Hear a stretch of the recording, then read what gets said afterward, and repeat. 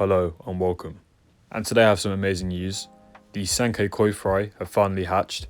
As you can see here, there was about 4,000 to 5,000 koi fry that have recently hatched from the pond, and there is still more hatching. Now, these koi fry are still about 1 day old, and they're still quite fragile at the moment. They're just in this vat here, and I've had them in here for about the past 4 or 5 days, and now they've finally started to hatch. Now, these were from a spawning I did a couple of weeks ago between some of my sanke, as you can see here. Now, one of the males was a shower, and then the female was a Deutsch longfin sanke, and the rest of them were all sanke males. And now, about 4 or 5 days later, the koi fry have begun to hatch. Like I said, I'm guessing there's around 4,000 in here. I'm not 100% sure, but just from looking at the sheer amount of fry that are actually in the net, from what I can see, there is about 4,000 swimming about inside, which is, amazing, great news. I'm really excited to see how these will develop. Now, it will also be intriguing to see if they take after the longfin genetics of their mother. But here's just sort of a closer up footage of them. You can see the deep yellow colours in them and their black eyes. Now, when they're this young, the eyes have this quite prominent colour. And as they get bigger, the eyes don't really grow as much and they don't become as prominent. But this is just sort of a close-up footage of them. This is what they look like from above. They've only begun to start being free swimming, but over the next few days they will start to swim more and I'll start to see more. So I'll do an update on that once they get to that stage, and I'll show you what they look like at that point. But it's a really nice sign to see them swimming already. All on the edge here, as you can see, are just baby koi fry. Loads of them. And the bottom as well there. Thousands of them swimming about underneath.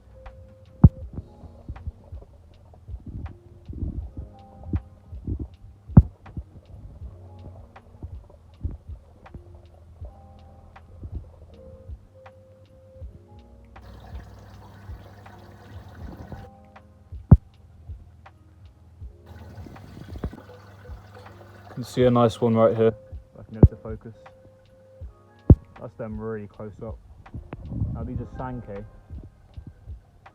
can see them all on the side here. Really cool.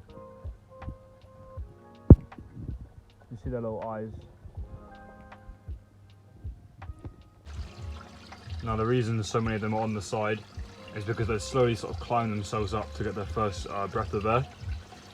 When these fry first hatch, they will usually latch to the side like this bit here, and then they'll slowly make their way up the side to get their first gulp of air to fill their swim bladder, so that way they can sort of be free swimming basically, and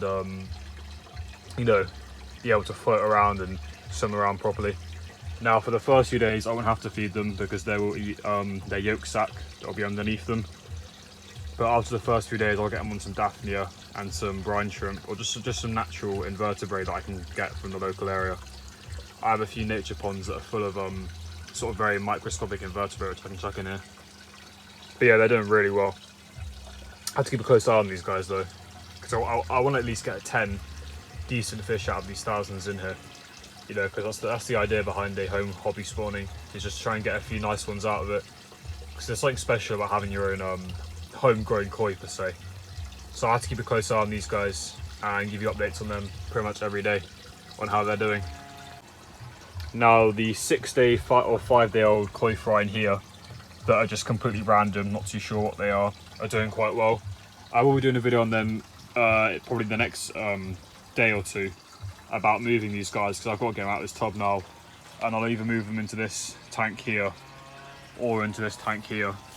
Or I have another tank out there as well which I could put them into, which is this tank here, but I might save this one to put some of the nicer fish in here because it's a slightly better environment for those sort of fish. But I'll make a video covering that shortly, and then we'll tackle moving these guys. But yeah, these guys are all doing well, so that's the end of the update on these. Hope you enjoyed the video, and I'll see you in the next one. I've also got to feed these guys whilst I'm out here. I can also show you, that's the mum there, and then where are the males? That one there is from Cuthbert Koi Farm, and then there's 2 other males I used as well in that spawning. Where are they? They're hiding from me. Kind of spot them there. One's a shell, one's a sanke with a ginman on them, but not too sure what they are right now. But yeah, these are the sort of where the fish came from. They're all doing well out here. Right mixture, and that's what the second batch is from. The batch in the smaller basket came from just random in here. They were just random eggs, so it literally can't be any type of koi. Now, a lot of them will just be completely useless because they're a mixture of two different types, which is not very beneficial at all, but a couple of them will be okay. So it'll be interesting just to sort of see what they develop into. But they're all doing quite well. All doing quite healthy as well. Plants are all in full bloom as well. Lily pads have got plenty of beautiful flowers coming off of them right here. And there's plenty more coming up over there. And these are my personal favourite lily pads because they grow right out of the water. Give you a sense of how high up they are. These are really, really big lily pads. Like that one there is probably like 10, 11 inches across. It's really good shade for the fish and it just looks really nice as well. Helps clean the water and everything. But yeah, the fish are doing well. Oh, there you go, there's the male as well. That's one of the males I used in the spawning. You can go watch my other video though. That's the other male as well. If you go watch my other video, it's like titled Koi Spawning in the UK or something like that. About 2-3 days ago. You'll see these guys spawning in that net. They're over there actually. But yeah, these guys are all doing well. I have also got this little pond here which I can use. This was like my actual original pond where I put like my first koi fish in before. Obviously I fixed the other pond. But yeah, it's a perfect spot really. The only issue is there's a couple of goldfish in here that are about 2-4 inches long that have just lived in here for about a few years now. So if I want to use this to grow and fry, I've got to catch these goldfish out of here. But it is a really good spot that I can use. It's got really nice overgrowing plants and stuff. It's just kind of been sat here really. Once we turn the pump off and stuff, it's still got all the old piping from the old pump. This actually used to be a waterfall that used to run into the pond. I mean, you can sort of see it here, sort of the structure of it. If I lift up this, you can see it there, look. It used to flow in, but this bush kind of took over. But it looks nice having the bush taken over like that, all the plants on the side. But this is another place I can use to grow on the fish. It's really good space-wise, plenty of food for them to eat. I just got to catch up the other goldfish that are in here if I want to use it. But yeah, they're doing well. This will be a good spot for them. I managed to catch the 2 goldfish that are in the pond, so that means it's now safe to put the fry in. There's a lot of daphnia and just other natural bugs in there as well, so it's good for the fish. It means there's natural food in there.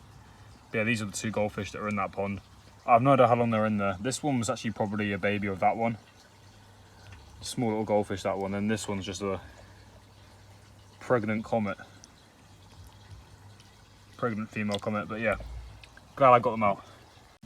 Anyway, that is it for today's video, guys. I hope you did enjoy. Now, I'll be posting another update video soon on the koi once they get a bit older, and also a video of me moving the other koi fry from the Kajaku spawning into their permanent home for the time being. And until then, I'll see you in the next one.